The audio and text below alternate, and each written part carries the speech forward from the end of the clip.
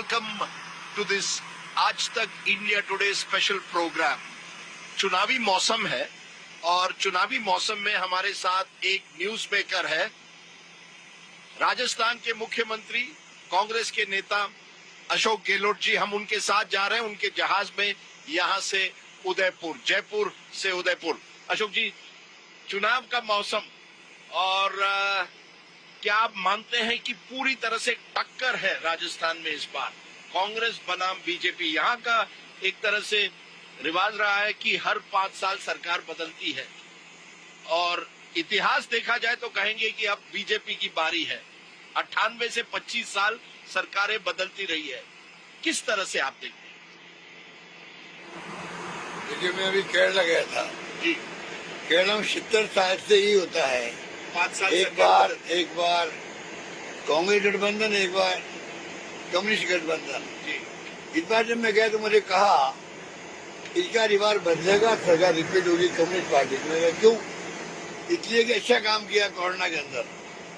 तो मैंने कहा कोरोना में सरकार रिपीट हो भी गई, तो मैंने कहा हमने तो जो काम किया कोरोना के अंदर, बिरला मॉडल हमारा दुनिया में पहुंच गया, ट्रांसफर मैनेजमेंट, कोई भूखा नहीं सोया, इंश्योर किया सबको हम लोगों ने इमदाद। तो क्यों नहीं यहाँ पर उसके अलावा इतने काम हुए हैं। 25 लाख का बीमा हो गया, यहाँ पर ओपीएस लागू हो गया, सोशल सिक्योरिटी में हमने 30 स्कीमें दी है, कोई सोच नहीं सकता। महंगे शिविर चलाया हम लोगों ने, 7 गारंटी दी है। तो आप कह रहे हैं अपने सोशल सिक्योरिटी वेलफेयर स्कीम्स पर, आपके काम पर आप तैयार हैं ये चुनाव लड़ने के लिए, कि आप कह रहे हैं कि मुझे री इलेक्ट करिए मेरे काम पर?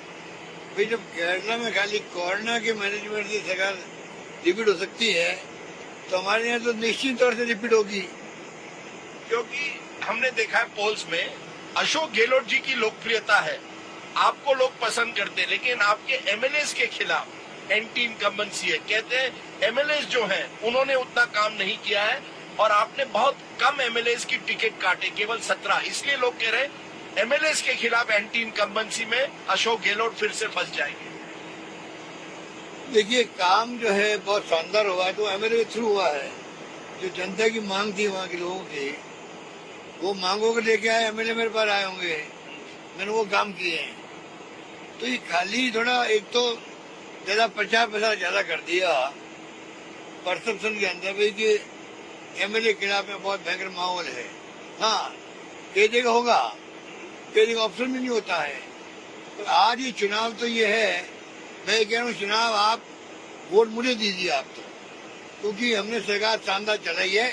वादा करते हैं एक मौका मिलेगा और इसी मजबूत करेंगे हम लोग। तो आप अपने नाम पर चुनाव लड़ रहे हैं? क्योंकि जहां भी जाता हूं अशोक गहलोत के नाम कांग्रेस लड़ रही है, वहां भाजपा नरेंद्र मोदी जी के नाम पर लड़ रही है और मोदी जी भी लोकप्रिय है, मोदी जी की भी लोकप्रियता है राजस्थान में। तो क्या ये चुनाव अशोक गहलोत बनाम नरेंद्र मोदी बन गया है? ये वो बनाना चाहते हैं मोदी जी, बीजेपी बनाना चाहती है। हाँ, पर हमने तो, हमारे राहुल गांधी जी भी आ रहे हैं, खड़गे साहब भी आ रहे हैं, प्रियंका जी भी आ रही है, सबका कैंपेन बहुत शानदार हो रहा है। 12 मीटिंग हो रही है यहाँ पर, हमारे यहाँ पर। एक बार आ चुके हैं खड़गे साहब भी, राहुल जी भी आ चुके हैं, प्रियंका जी 3 बार आ चुकी हैं। हमारा हाईकमान और कांग्रेस, उसकी लीडरशिप में चुनाव लड़ा जाएगा। पर क्योंकि मेरे बीजेपी तो मोदी जी के नाम पर लड़ेगी और मोदी जी, जैसे मैंने कहा, वो देश के नंबर 1 नेता माने जाते हैं और वो राजस्थान उन्होंने आकर आपको एक तरह से टक्कर दी है। तो क्या आप मानते हैं गहलोत बनाम मोदी है या नहीं? ये होना नहीं चाहिए। देखिए, मोदी जी जो है, क्या चुनाव के बाद में मोदी जी आके यहाँ सड़कें बनाएंगे, स्कूल खोलेंगे, कॉलेज खोलेंगे, तहसील खोलेंगे? क्या काम करेंगे वहाँ करके?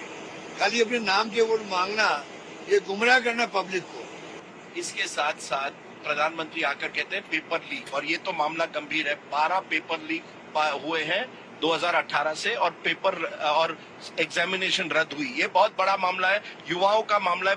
यहाँ बेरोजगारी है, वहाँ पेपर लीक होते हैं और एग्जाम रद्द होती है। क्या आप मानते हैं ये आपके सरकार की बड़ी कमजोरी रही है जो बीजेपी पूरी तरह से फायदा उठा रही है? देखिए, पूरे देश के अंदर, मैं नहीं कहता है भारत में पेपर लीक होना अनफॉर्चुनेट है, परंतु गुजरात के अंदर, यूपी के अंदर, बिहार के अंदर, मध्य प्रदेश के अंदर, जुडिशरी के अंदर और आर्मी के अंदर पेपर लीक हुए हैं।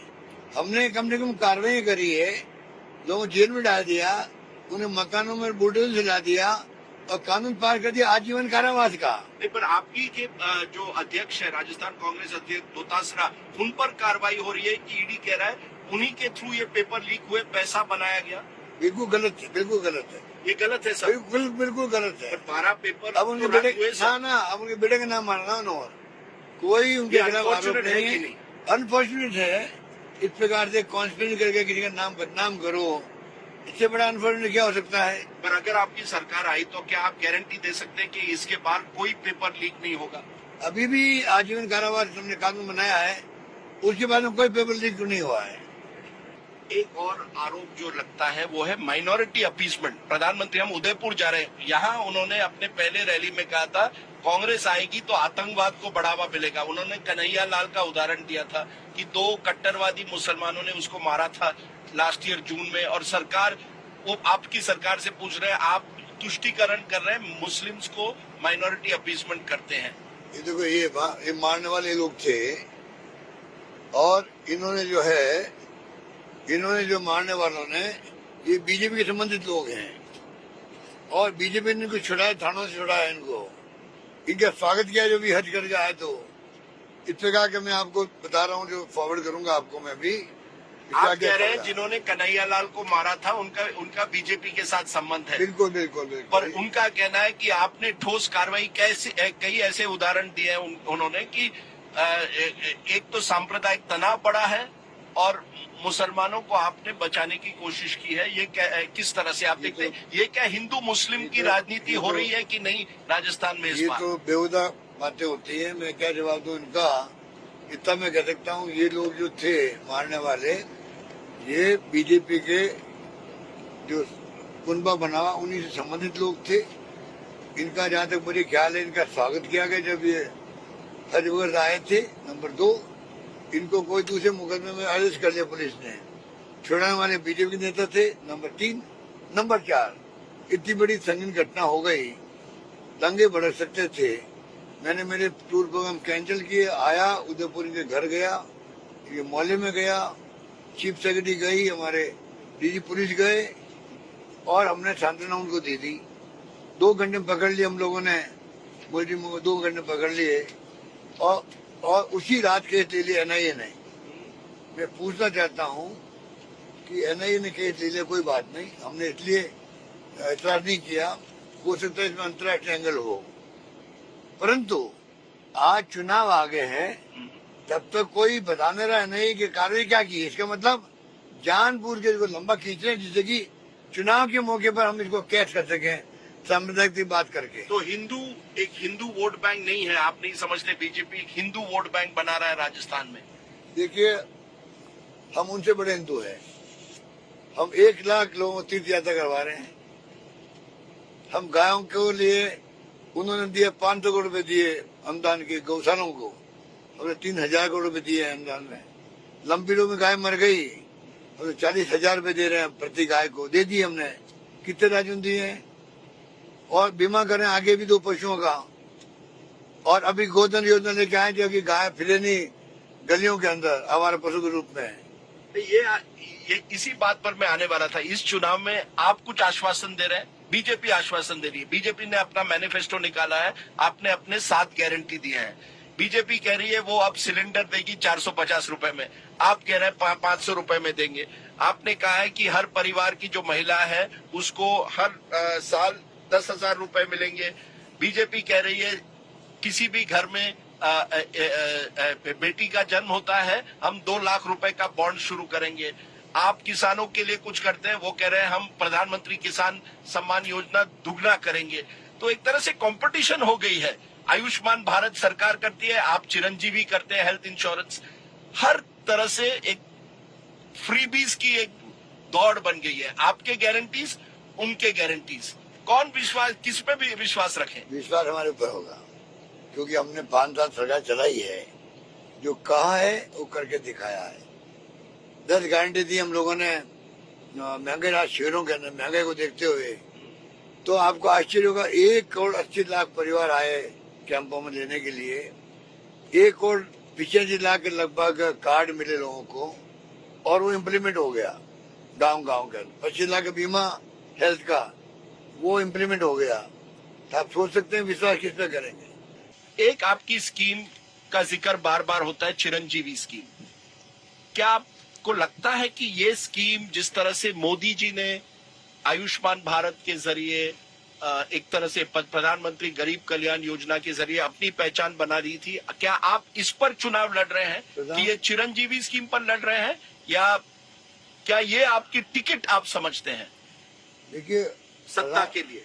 प्राइम मिनिस्टर की जो स्कीम है उन सब का मुकाबला करें तो राजस्थान बेटर स्कीम है। आप कह रहे हैं Rajasthan model is better than Gujarat model? Gujarat model नहीं, दिल्ली का मॉडल। दिल्ली का मॉडल। आप एक तरह से चैलेंज दे रहे हैं प्रधानमंत्री को कि वेलफेयर पे अपना मॉडल रखिए, मेरा मॉडल रखिए। और बताइए आप, उनका 5 लाख का बीमा है आयुष्मान भारत का, वो भी लोगों को पता नहीं है। वो खाली ऐसे चीजें जो सर्वे हुआ था यूपी गवर्नमेंट उन तक सीमित है वो, और कई राज्यों में 20%, कई राज्यों में 25% तक सीमित है कैटेगरी। NFL वालों को कैटेगरी बना दी। हमारा राज्य एकमात्र ऐसा राज्य है पूरे राजस्थान के वासियों के लिए है, गरीब अमीर कोई हो भले। तो आप एक तरह से चिरंजीवी 2 दिन का है फर्क, पूरे प्रदेश वासियों के बीमा है हमारा हिंदुस्तान में कहीं नहीं है। यही तो मैं कह रहा हूँ आपको कि आम लोग समझ नहीं पाते इन बातों को, क्योंकि परसेप्शन बन गई थी कि ये जो कांग्रेस जो है एक दूसरे की लड़ाई की वजह से ये चुनाव हारेगी। अब परसेप्शन कुछ बन रहा अलग बात है, काम जो हमने किया है स्वास्थ्य के अंदर, शिक्षा के अंदर, कोई सोच नहीं सकता। दुर्घटना बीमा कर दिया हम लोगों ने 10 लाख का। आपकी रिलेशनशिप राहुल गांधी, प्रियंका गांधी वाड्रा से कैसी है? क्योंकि सवाल बार बार उठते हैं, is Ashok Gehlot friendly with Rahul Gandhi या नहीं, या राहुल गांधी की एक नई जनरेशन आ रही है, अशोक गहलोत पुराने जनरेशन के, अहमद पटेल, सोनिया गांधी एक अलग जनरेशन के हैं। कोई जनरेशनल वॉर है? मेरे साथ तो कोई है नहीं। मेरे साथ तो संबंध जो है वो, मैंने एक बात कही थी, विनोबा भावे की एक पुस्तक है गीता माता, उसमें वो लिखते हैं मेरा और गीता माता का संबंध जो है वो तर्क से परे है, नो आर्ग्यूमेंट, तर्क से परे है। तो मेरा और गांधी परिवार रिश्ता है वो तर्क से परे है। तो अगर चुनाव आप जीतते हैं तो मुख्यमंत्री आप ही, ये तो आप गारंटी दे सकते हैं। आपने 7 गारंटी दिए हैं, लोग जानना चाहते हैं गारंटी ये भी है क्या कि अगर वो वोट करते तो अशोक गहलोत ही बनेंगे ना मुख्यमंत्री, कोई और तो नहीं बनेगा? देखिए अभी जो हालात देश में बने हुए हैं आप बिलीव नहीं करेंगे। अब हमें कोई पद की चिंता नहीं होनी चाहिए, किसी को भी चिंता होनी चाहिए कि डेमोक्रेसी कहाँ जा रही है, संविधान की धज्जियां उड़ रही है, देश की दिशा में जा रहा है, कोई नहीं जानता किस दिशा में जाएगा, कोई नहीं जानता। किस दिशा में जा रहा है? प्रधानमंत्री कहते तो हम अमृतकाल आ रहा है देश में, उनके लिए अमृतकाल आ रहा होगा, तो मुझे बहुत कुछ दिख रहा है। क्या है, क्या आपको क्या चिंता लगी हुई है कि देश का होगा क्या?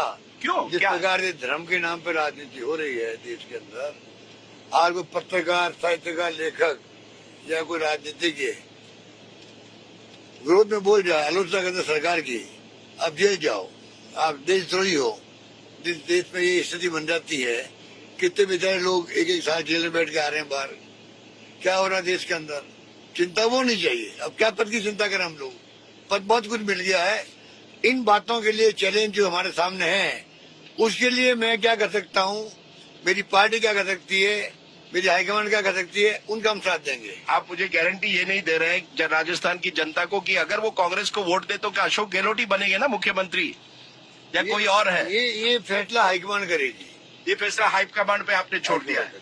एक आरोप लगता है कि पहले 2 साल आपके गए सचिन पायलट की बगावत को संभालने के लिए, उसके बाद कोविड हुआ, उसके बाद ये चर्चा हुई कि अशोक गहलोत राजस्थान मुख्यमंत्री के बजाय अब कांग्रेस के अध्यक्षा बनेंगे दिल्ली में, और अब पिछले 1 साल में आपने लगातार प्रयास किया है कि चुनाव आ रहे हैं, वोटर को लुभाना। कैसे देखते हैं कि क्या आप मानते हैं, ये जो बड़ा सवाल बार बार उठता है कि कांग्रेस की अंदरूनी लड़ाई की वजह से कांग्रेस को नुकसान पहुंचा पिछले 5 सालों में, पायलट बनाम गहलोत? देखिए वो एक अनफॉर्चुनेट एपिसोड था जो हो गया, उस पर मैं कोई चर्चा नहीं करना चाहता। आपने वो छोड़ दिया है क्योंकि 1 साल पहले आपने वर्ड्स यूज किए, गद्दार हैं, ये है वो है। अब मैं देखता हूँ फोटो आप और सचिन पायलट राहुल गांधी के साथ है। ये तो 4 साल पहले होना चाहिए था। कहना मैं वो एक अनफॉर्चुनेट एपिसोड था जो बीजेपी का प्लान था, षड्यंत्र था उनका, जैसे उन्होंने मध्य प्रदेश में किया, महाराष्ट्र में किया, कर्नाटक में किया, वही चाल उनकी याद थी। उसमें वो कामयाब नहीं हुए, हमने कामयाब होने नहीं दिया। पर ये आप लोगों की आपसी लड़ाई थी ना, आप नहीं चाहते थे कि सचिन पायलट आगे बढ़े।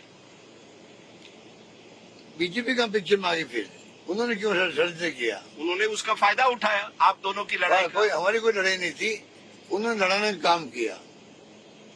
ये मुझे बताइए कि आप कह रहे हैं कि वो क्लोज चैप्टर है, चलिए मान लिया, क्या ये भी क्लोज चैप्टर है कि अशोक गहलोत को कांग्रेस अध्यक्षा ने, सोनिया गांधी तब थी, कि आइए दिल्ली आप अध्यक्ष बनिए, और एक बगावत हो गई है और आपने कहा नहीं मैं नहीं आऊंगा। एक क्लैरिफाई कर दीजिए। ये बिल्कुल बात सुनिए, बिल्कुल गलत बात है। वो पद बहुत गरिमामय पद था, मुख्यमंत्री से 100 गुना ज्यादा पद में महत्वपूर्ण मानता हूँ, उस पद को मानता हूँ। वो एक रिएक्शन हो गया कि पता नहीं आज जाएंगे प्रस्ताव। तैयार थे जाने के लिए? मैं तैयार था, बिल्कुल। आपकी पार्टी तैयार नहीं थी, आपके एमएलए तैयार नहीं थे? हाँ एग्जैक्टली, वो उनके अंदर दिमाग में रहा कि वो या ये नहीं है सही कि आप चाहते थे कि पायलट ना बने इसलिए आप यहाँ रुक गए? मैं कुछ नहीं चाहता था, जो कुछ चाहते नहीं चाहते थे वो एमएलए ने खुद ने स्पॉन्टेनियस रिएक्शन इतना भयंकर हो गया, उसको हमको रोक नहीं पाए थे, इसलिए मैंने माफी मांगी जाके मैडम से। फिर आप पूरे राजस्थान का दौरा कर रहे हैं, ये चुनाव आपके नाम पे लड़ा जा रहा है और इसी वजह से हम आपके साथ हैं, क्योंकि जहां भी जा रहे हैं आपका चेहरा दिख रहा है। तो कांग्रेस ने अपने सारे अंडे आपके साथ रख दिए इस बार कि अशोक गहलोत आप पर भरोसा है। देखिए, पब्लिक का प्यार, उनकी मोहब्बत, उनके विश्वास एक्स्ट्राऑर्डिनरी मेरे पास है, मेरे साथ है, इसमें कोई दो राय नहीं। आप कहीं जाओगे, राजस्थान की गलियों में जाओगे, गांव में जाओगे, ढाणी में जाओगे, और है कि नहीं कुछ, मेरे प्रति प्यार बहुत है, विश्वास बहुत है, एक्स्ट्राऑर्डिनरी है। चलिए हम देखते हैं ये विश्वास जो आप कह रहे हैं, जो काम की बात आप कह रहे हैं, वो कितना जनता के बीच तक जाती है और जनता क्या चुनती है, ये हम जनता जनार्दन पर छोड़ते हैं। But thank you very much. Ashok Gehlot, Rajasthan chief minister, Rajasthan के मुख्यमंत्री अशोक गहलोत के साथ ये खास बातचीत। राजदीप सरदेसाई, आज तक और इंडिया टुडे के लिए। बताइए हमें प्रियंका, आप मध्य प्रदेश और बहुत फोकस कर रही है इस चुनाव में, कहीं न कहीं पर ज्यादातर मैं देख रहा हूँ इन दोनों राज्यों में आपने बहुत फोकस किया। किस तरह से आप ये चुनाव देख रही हैं? कि क्या आप वाकई मानती है कि कांग्रेस इन राज्यों में जीत हासिल कर सकती है या कांग्रेस बैकफुट पर है? मैं बिल्कुल मानती हूँ कि जीत हासिल होगी और हमारा काम है लड़ना। हम अपने सिद्धांतों की लड़ाई लड़ रहे हैं, जनता की लड़ाई लड़ रहे हैं। जनता त्रस्त है, परेशान है, जहाँ जहाँ इनकी सरकार है, किसान परेशान है, नौजवान परेशान है, रोजगार नहीं, शिक्षा के माध्यम नहीं है, कुछ नया नहीं किया है, नया अस्पताल नहीं। इनकी सरकार है ना राजस्थान, जहाँ इनकी सरकार है, मेरी बातों को मत पलटिए। मैंने कहा जहाँ जहाँ इनकी सरकार है ऐसा हो रहा है, लोग परेशान है, तो क्यों नहीं बदलाव लाएंगे? जरूर लाएंगे। इस चुनाव में हम महिला वोट बैंक पर बहुत देख रहे हैं, हर पार्टी कई कई वादे के लिए। मैं बहुत समय से ये कह रही हूँ और मुझे बहुत खुशी है कि सारे राजनीतिक दल अब इस बात को समझने लगे हैं कि महिलाएं एकजुट हो जाए तो महिला बड़ी शक्ति है देश की, 50% है, उनको अपना अधिकार भी मिलना चाहिए, उनको हक मिलना चाहिए और हर राजनीतिक दल को उनके लिए लड़ना पड़ेगा, उनको नकारा नहीं जा सकता। पर ये यूपी में नहीं चला, ये आपकी जो महिलाओं के लिए जो आपने किया था वो यूपी में नहीं चला। तो जो नई क्रांतिकारी चीजें होती हैं उनको समय लगता है चलने में, और अच्छा है, मुझे तो खुशी इस बात की और गर्व भी है इस बात की कि हम अलग से महिलाओं के लिए एक अलग घोषणा पत्र भी बनाया। तो मुझे बहुत खुशी है कि हमने एक पहल ली और उसके बाद से बहुत जागरूकता आ गई है महिलाओं में भी और राजनीतिक दलों में भी कि महिलाओं को नकारा नहीं जा सकता। तो मुझे बहुत खुशी है कि हर चुनाव में अब से महिलाओं का बहुत बड़ा श्रेय होगा।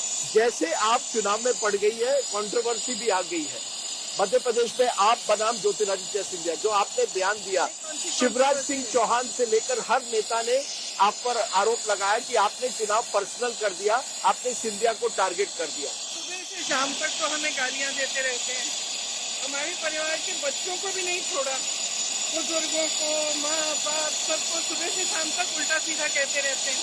हम तो कोई रोते नहीं है भाई इन बातों के, हम समझते हैं सार्वजनिक जीवन है, सुनना पड़ता है, लड़ना पड़ता है, संघर्ष करना पड़ता है, और ये भी थोड़ी हिम्मत करें। तो आप भी पर्सनल कर रही हैं अब चुनाव। पर्सनल क्या कहा? मैंने कहा कि महान अभिनेता है, इसमें पर्सनल नहीं, आपने कहा उनका हाइट छोटा है, ये सब आपने जैसे ही उठाया, उनका अहंकार बढ़ा है, अहंकार बढ़ा और हाइट छोटा है, तो वो बड़े गुस्से में हो गए। तो उन्होंने कहा चुनाव का मुद्दा नहीं है, ये हाथी चीज है, और चुनाव मतलब भाषण के बीच में कुछ ऐसी चीजें ठीक है। चुनाव के मुद्दे क्या है? बेरोजगारी, महंगाई। जिस तरह से मध्य प्रदेश की सरकार ने 21 रोजगार दिए 3 सालों में, 21 रोजगार, शर्म आनी चाहिए इनको कि इन्हीं मुद्दों पर चुनाव लड़ा जाए, इन्हीं पर बात। आखिरी सवाल, आपका रोल क्या है? आखिरी सवाल, आपका रोल फिर क्या है? राहुल गांधी प्रचार कर रहे हैं, तो आपका क्या रोल है? मेरा रोल है अपनी पार्टी के सिद्धांतों के लिए लड़ना जी, अपने देश के संविधान के सिद्धांतों के लिए लड़ना, जो गरीब हैं, जो किसान हैं, जो महिलाएं हैं, जिसके जीवन में मुश्किलें हैं, संघर्ष है, उनके साथ खड़ा हो। क्योंकि ये सवाल उठ रहा है, आप 2024 का चुनाव अब लड़ेंगी कि प्रियंका गांधी केवल स्टार कैंपेनर रहेंगी? तो बहुत दूर जा रहे हैं। नहीं, बहुत दूर नहीं, 6 महीने में, 4 महीने में चुनाव आ रहे हैं, आप केवल स्टार कैंपेनर हैं या किस तरह से? इनको मेरे ख्याल से कितने 20 सालों से देख रही हूँ, उससे ज्यादा 20 सालों से यही है इनका कि कहीं। अच्छा, आप अशोक गहलोत जी के साथ है, अगर यहाँ चुनाव कांग्रेस जीतती है तो क्या अशोक गहलोत जी ही मुख्यमंत्री रहेंगे? इस सवाल का जवाब मैं थोड़ी दे सकती हूँ। तो कौन ये हाईकमांड है? कौन? खरगे जी है और कौन है? गांधी परिवार या खरगे जी? क्या कह रहे हैं आप? कांग्रेस के अध्यक्ष हैं, खरगे जी है, हम सब उनकी सुनते हैं। प्रियंका जी, आप अब जैसे आपने कहा 20 साल से आप पूछ रही हैं, आप इस तरफ आइए सर, तो आखिर में मैं उस तरफ। अच्छा, आखिरी सवाल, आप ये कैंपेन पर जाती हैं, आपने सबसे बड़ी बात क्या सीखी है? बदलाव क्या आया है प्रियंका गांधी में इतने सालों में? आपने कहा 20 साल से मैं यही सवाल पूछता हूं, आप में क्या बदलाव आया है? तो आप बताएंगे ना। नहीं, ये आप मुझे बताइए कि आप क्या बदलाव नजर करती हैं?